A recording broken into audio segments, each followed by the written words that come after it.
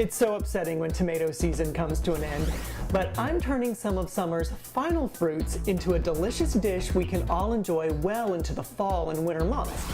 It's easy green, sassy tomato jam.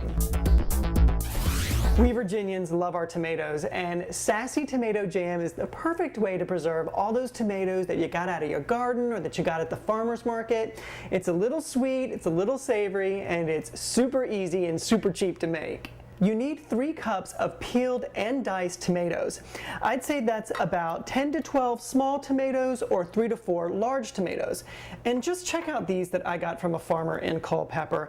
I kind of think that they're so ugly that they're beautiful. They're lopsided, they have marks all over them, but oh my gosh, they smell like real fresh tomatoes. They are nothing like the ones that you get at the grocery store. So to your diced tomatoes, here comes the sugar. It's 1 cup of organic cane sugar and 1 cup of organic brown sugar. And I promise, I really tinkered with this recipe to try and get that amount of sugar down, but you really need all that sugar to make it ooey and gooey and jam-like. Plus the sugar is good because it kind of acts like a preservative. Next up, take your sugar and tomato mixture over to the stove. Over medium heat, add half a small chopped onion and a few slices of fresh ginger. Top it off with half a teaspoon of cinnamon, 1 teaspoon of salt, and the juice and zest of a lime. This is going to simmer for quite a while, an hour, maybe more. You want the tomatoes to break down, you want the onions to disappear.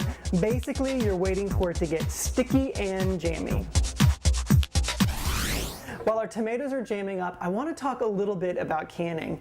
I was really intimidated by the whole process at first, and I thought you needed a ton of special equipment. But actually, canning high-acid foods like our jam is super simple, and you don't need to buy anything new. Here's what you do need. You need a deep pan or a stock pot, a set of tongs, and a washcloth, and that's it. Put the washcloth at the bottom of your pot and fill it with water. Then bring everything up to a gentle boil. Now, back to our jam. Once the tomatoes have cooked down, ladle your mixture into a hot, clean, pint-sized jar. Clean the top, add a warm lid, and screw on the band. Place your jar into boiling water and let the canning process begin. A couple of things to make note of. The washcloth is at the bottom of your pot to act as kind of like a buffer between the stove and the jar. Also, you want the water level to be 1 to 2 inches above the jar, and you want your boil to be steady and gentle. After about 30 to 40 minutes, shut off the heat and let your jam cool for 5 to 10 minutes. Then remove it from the water and let it rest on a towel for about 12 to 24 hours. You can serve up this tomato jam on toast with maybe a mild cheese, or you can just store it in the cupboard for up to a year. Either way you like it, sassy tomato jam is easy and it's green.